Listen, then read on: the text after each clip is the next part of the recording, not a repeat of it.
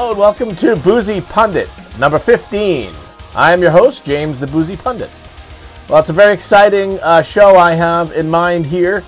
But without further ado, the beer of the episode is from the beer drop. It's called Beechcraft Blonde, Blonde Ale, 5.7 APV. A dry hopped variation of our Beechcraft Blonde with Citra and Galaxy.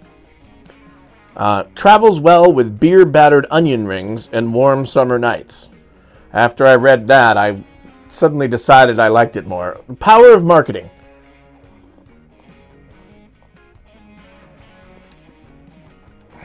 Yeah, that is nice. That's yeah, it's like crunchy. It's not too hoppy. It's not one of these IPAs that's over hoppy. It's not trying to do too much. Sometimes in life, don't try to do too much. Just do a few things well. It says, brewed and canned at FlyteCo Brewing in Denver, Colorado. 10% donated to the future of aviation. It's quite good.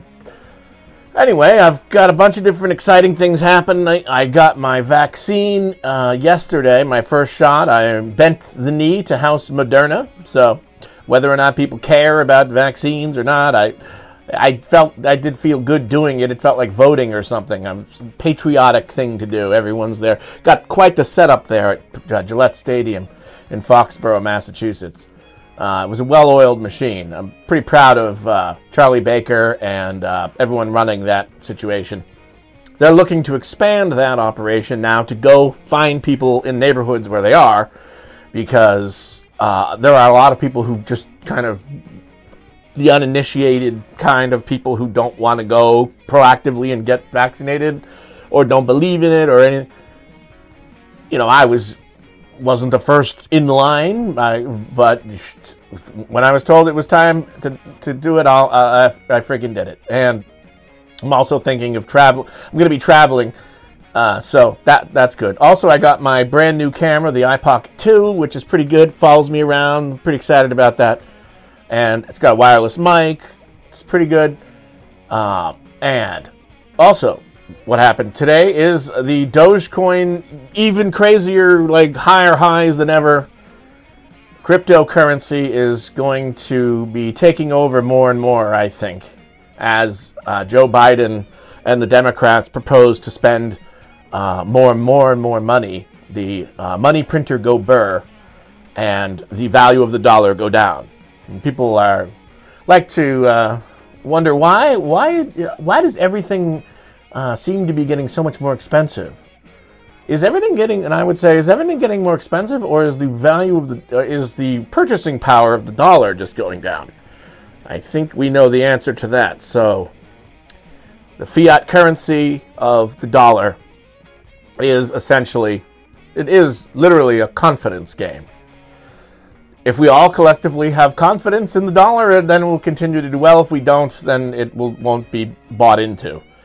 And which brings me to Dogecoin, which is a store of value, has a practical application, and is trendy. And something I pointed out, one of my videos from January, I said, we'll see who's right about Dogecoin.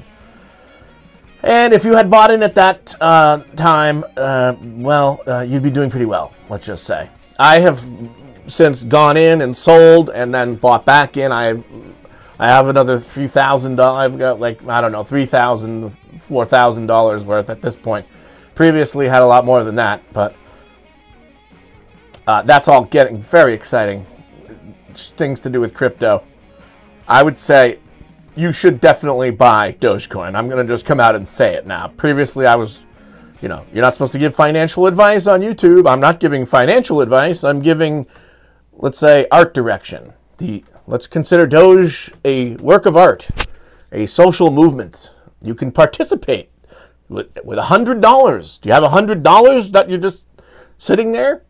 Well, you might want to, like, throw your hat in the ring with Doge. I think by now people are starting to realize that there is something to this. All crypto is doing well. The timing actually couldn't be better for what's coming up this weekend vis-a-vis cryptocurrency and popular culture. Lo and behold, Elon Musk, the actual Dogefather, will be, I call him the Dogefather. I'm the Dogefather in my own mind, but Elon Musk is probably more appropriately known as the Dogefather because, well, him and Snoop Dogg, I guess.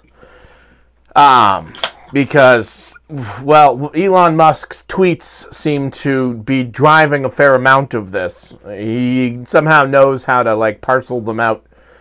And it's just a fun thing to be interested in, and kind of everyone is a little bit stir-crazy, and everyone's got stimulus money. It's kind of the perfect storm in a lot of ways for cryptocurrency and even the stock market, GameStop and all that stuff. GameStop situation hasn't gone away. The short squeeze is still coming. And they believe with AMC too, but kind of that has been, the sun has been blocked out lately by Dogecoin. And lo and behold, Elon Musk will be hosting Saturday Night Live this Saturday. And of course, and somehow there is a controversy about that, which I find bizarre. I haven't really looked into it because it has to do with boring celebrity political correctness. The boring, stale smell of political correctness is wafting through the air because the Hollywood liberal types at Saturday Night Live have sort of been told or programmed to not like Elon Musk. I kind of zone out as to why. He does something about his, I heard on NPR, he doesn't treat his employees right.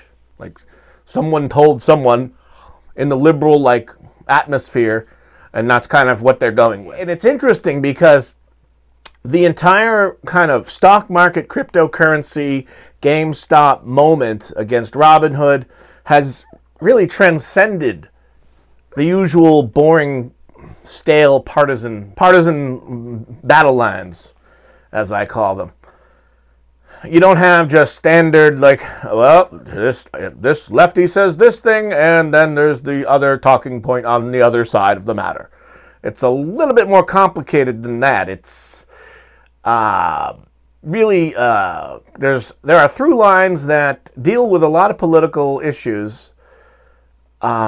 Such as income inequality, but you've got, in general, a perfect storm for everything. Money is being printed, people are at home, they can't go out. It's getting better now, but previously people couldn't go out, and even sports went away, so, you couldn't even watch sports. People were gravitating towards something entertaining, and kind of betting on outcomes has always been a human interest. So enter Dogecoin and kind of a universal movement. And so the people arrayed against the movement with GameStop and Dogecoin are kind of the stuffed shirt, uptight, like boomer crowd who represents conventional wisdom. And the conventional wisdom tells you that this is a bubble, these various things are bubbles, and there's going to be a free fall. It's going to be a free fall and it's a flash crash, and everyone's going to get left holding the bag. They're like tisk-tisking everyone. Meanwhile, that's just what I call boomer FOMO. The fear of missing out is part of that is psychology. People inherently end up bashing what they are not participating in, or they feel they missed the boat, so lo and behold, they find themselves arguing against the thing, like with no self-awareness as to why they're doing it. Like, show me someone who's invested in Dogecoin and saying it's a bubble, maybe I'll believe you. But if you're a naysayer and you're developing a self-serving rationale to sort of help yourself sleep at night, and no one's buying it, there's not going to be a flash crash. There is so much money in Doge and GameStop, you'll have plenty of notice before anything goes down. Speaking of going down, I would like to have a beer go down. The second beer of the episode is, appropriately enough, Comet Hop Down. Uhls Brewing Hazy IPA. Let's see how this goes.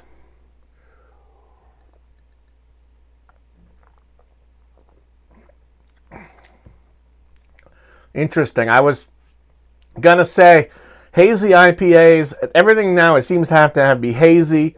New England, it's kind of been done to death, but that is a unique. This beer drop is very good. They give you something new that you really haven't tried. It's kind of it's almost fizzy. It's not a flat haze, too heavy. It's got some carbonation to it.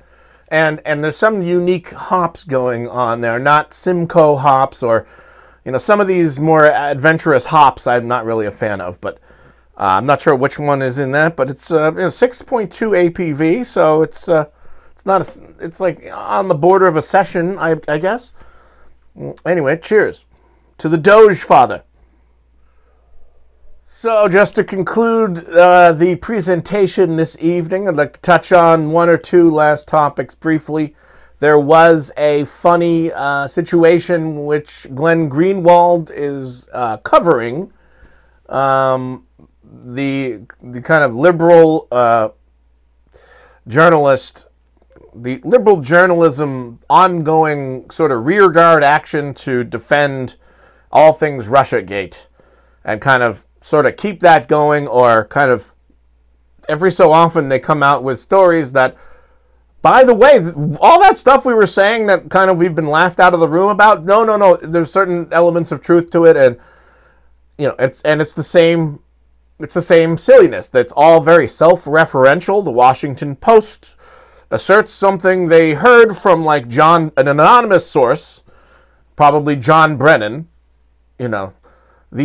John Brennan, who is like a ridiculous political hack who is responsible for probably all kinds of atrocities, and is basically the last guy in the world you should be trusting. And if you're a journalist, you might want to vet or sort of get some secondary like confirmation of anything anyone like that is telling you. But of course, they're all too eager. It's like the Dan Rather story from years ago with George W. Bush. The eagerness to the confirmation bias eagerness to run with a story that sort of dovetails with your worldview and stuff you've said is so intense. And to be first is so intense, it blinds these people who otherwise might be intelligent, but it ends up being all they can do. And so that's what's happening. Again, there was some wrinkle with, and people zone out on the details at this point. There's some wrinkle with Rudy Giuliani. No serious person at this point is looking too hard to defend Rudy Giuliani. But if you are going to like allege things about him in Ukraine, you might want to like work with things that are actually true. So Greenwald took everyone to task who was tweeting out this fake story, this incorrect story. It was like one of these stories that everyone starts circulating and then like within the same day gets debunked. And then Greenwald goes around and says, "Oh, hey guys, are you going to delete this?" And then so one of the main guys who was posting it just blocked Glenn Greenwald. That was his response. And so they're not enjoying being held to account and asked to provide like legitimate journalism. But that is just one more amusing sort of subplot to follow. But mainly I'm excited about Dogecoin and cryptocurrency. Not even Dogecoin so much. Really all of cryptocurrency is kind of going off right now. Ethereum hit an all-time high. Now these items are fundamentally providing a value that you can do your own research on. But for example, Ethereum is probably going to revolutionize the way banking occurs, because in general cryptocurrency is much faster to verify a transaction, unlike cash or ACH transfers, T2 as they call it, which was Vlad Tenev's excuse for why Robinhood couldn't do certain things. There's this clearinghouse situation and money can't get from A to B, and there's like days and days of somehow there's a process there, T2. And so that's going to end up being the death of ACH transfers, because cryptocurrency can be verified in like 20 minutes. And it's more reliable. And it doesn't lose value by the time you get it in your new account.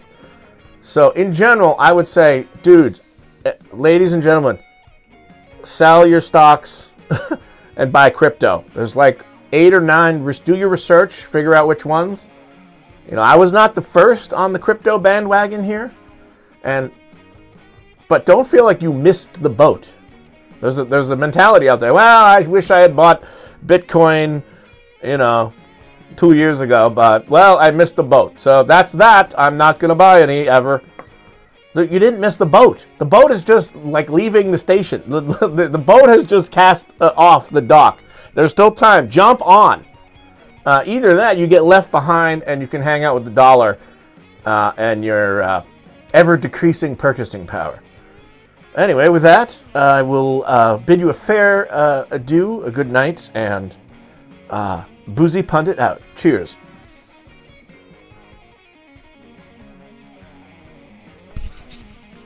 Complicated.